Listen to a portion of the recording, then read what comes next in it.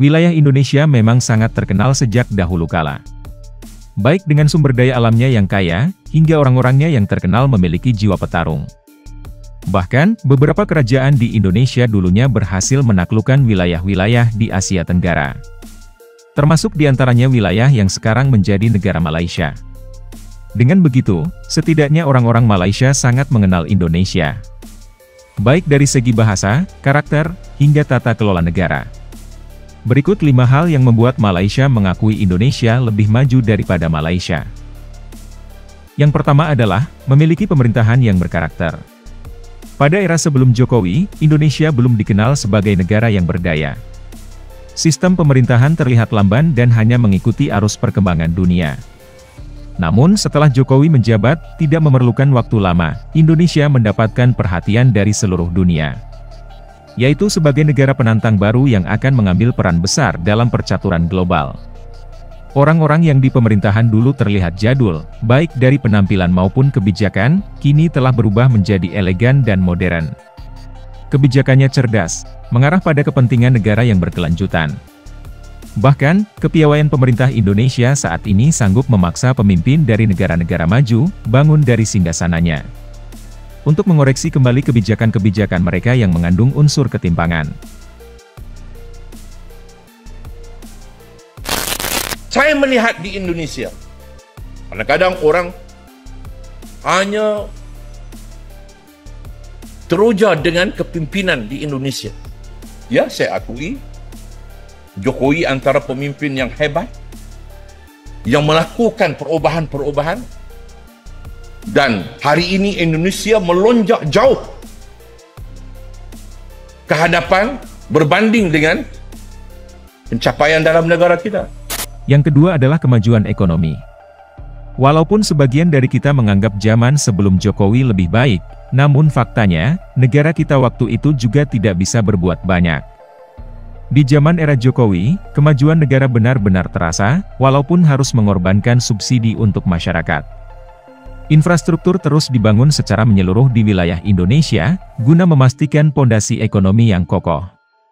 Karena jika ekonomi kita kokoh secara mandiri, maka Indonesia tidak perlu takut kebijakan apapun yang berusaha menekan Indonesia.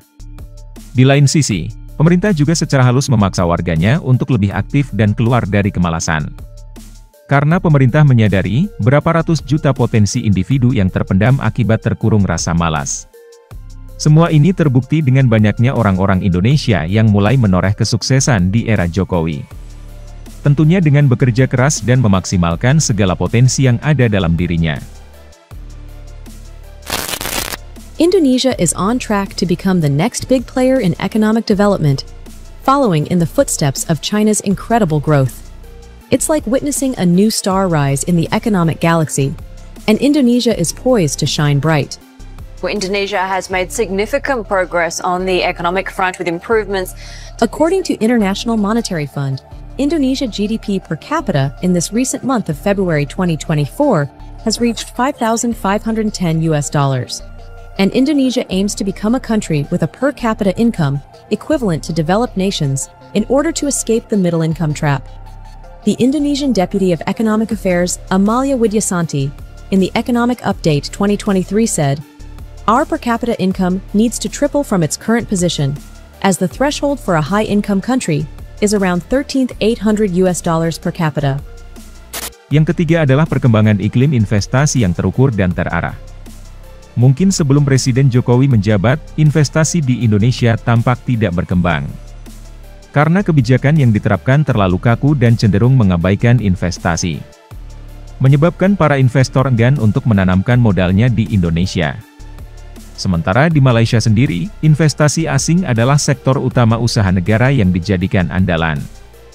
Barulah di era Jokowi, kebijakan investasi mengalami penyesuaian. Sehingga iklim investasi di negara-negara sekitar mulai sedikit terganggu. Banyak reaksi dari netizen Malaysia termasuk petinggi Malaysia yang menganggap, ini baru kali pertama Indonesia lebih maju daripada Malaysia. Dan ini pun baru kondisi di langkah awal, setelah beberapa tahun lalu Indonesia mengupayakan perkembangan iklim investasi. Tidak luput yang menjadi sorotan ialah, bagaimana Indonesia membuka investasi tanpa menggadaikan identitas bangsa. Sebagaimana kita ketahui bahwa kebijakan investasi Indonesia berbeda jauh dengan yang ada di Malaysia. Di Malaysia sendiri seakan membuka keran investasi seluas-luasnya tanpa banyak peraturan, sehingga banyak nilai-nilai yang hilang, membuat banyak warga Malaysia merasa sangat resah. Sementara di Indonesia, pemerintah mengupayakan agar investasi yang masuk benar-benar optimal memberikan dampak positif dalam ekonomi masyarakat, pendapatan negara, serta faktor keberlanjutan bernegara. Mungkin bisa diartikan, investasi di Malaysia hanya dilakukan antara investor dan pemerintah saja. Di mana urusan aspek kesejahteraan masyarakat lebih intensif dilakukan oleh pemerintah ke masyarakatnya tanpa melibatkan investor. Sedangkan di Indonesia, semua harus terlibat dalam suatu ikatan kerjasama. Pemerintah Indonesia berlaku sebagai penengah yang memfasilitasi antara tujuan investor dan kemauan masyarakat secara seimbang, sehingga menumbuhkan sistem simbiosis mutualisme yang mengarah pada peningkatan terus-menerus secara berkelanjutan. Seperti pendapatan investor, pendapatan negara, pendapatan masyarakat, serta peningkatan keterampilan para pekerja Indonesia. Saya kata kepada bekas menteri itu, bila kamu maju, kami yang susah. Nak dapat pembantu rumah pun payah sekarang. Kerana rakyat Indonesia telah mula ada pekerjaan dan mereka kurang datang ke sini. Kalau datang pun bekerja di rumah, sekurang-kurang kita kena bayar RM800. Saudara yang dihormati sekalian, saya kata barangkali tak lama lagi, 10 tahun lagi kami pula akan menghantar pembantu rumah untuk bekerja di Indonesia. Kita boleh ketawa, tapi inilah dia Malaysia, tanah airku. Yang keempat adalah infrastruktur sebagai pondasi ekonomi masa depan Indonesia. Indonesia dikenal sebagai negara kepulauan yang sangat luas. Tidak banyak karakter bangsa yang bisa mempertahankan keutuhan seperti ini selain bangsa Indonesia. Mahathir Mohamad, mantan Perdana Menteri Malaysia, pernah berkata bahwa tidak mudah mengatur negara seperti Indonesia, maka tidak berlebihan jika berkata kemajuan Indonesia adalah sesuatu yang mengesankan. Persatuan secara batiniah di Indonesia mungkin sudah bisa diwujudkan melalui semboyan Bhinneka Tunggal Ika. Namun secara lahiriah atau fisik, tidaklah semudah membalikan telapak tangan, mengingat Indonesia adalah negara kepulauan yang sangat luas. Untuk itu perlu dilakukan usaha secara ekstra, guna menghubungkan seluruh agenda-agenda tiap-tiap daerah, sehingga memiliki satu kesatuan yang solid untuk bisa melaju bersama dengan lebih cepat dan berkesinambungan. Oleh karena itu Presiden Jokowi membangun infrastruktur secara menyeluruh di semua daerah, secara berurutan dan adil sesuai rencana program kemajuan negara. Infrastruktur yang jor-joran dibuat, bukan hanya simbol kemajuan negara, akan tetapi juga menjadi simbol bahwa Indonesia sekarang akan sulit dipukul mundur lagi ke belakang, seperti yang sudah terjadi sebelum-sebelumnya.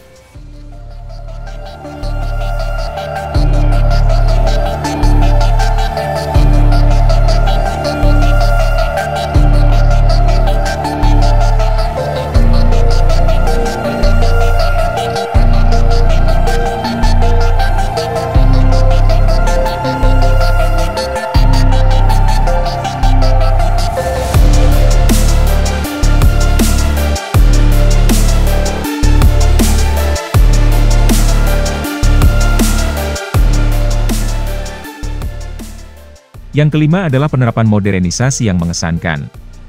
Jika di banyak negara proses kemajuan dilakukan melalui tahapan demi tahapan kecil, namun di Indonesia agak sedikit berbeda. Indonesia telah memperlihatkan langkah-langkah besar dalam percepatan kemajuan. Bahkan, Indonesia sekarang selalu menerapkan teknologi terbaru dan modern dalam membangun segala infrastruktur. Hal ini didukung dengan peningkatan pendapatan negara, serta kesiapan SDM yang memadai, sehingga Indonesia mampu melakukan lompatan besar untuk tampil sebagai salah satu bangsa yang terdepan. Selain itu, Indonesia terus berpacu dalam pengembangan teknologi, agar kedepannya dapat menjadi bangsa yang mandiri di segala bidang. Tentunya ini tidak terprediksi oleh Malaysia sebelumnya, di mana bangsa yang dulunya dianggap terbelakang, kini telah bertransformasi dengan cepat menjadi bangsa yang modern.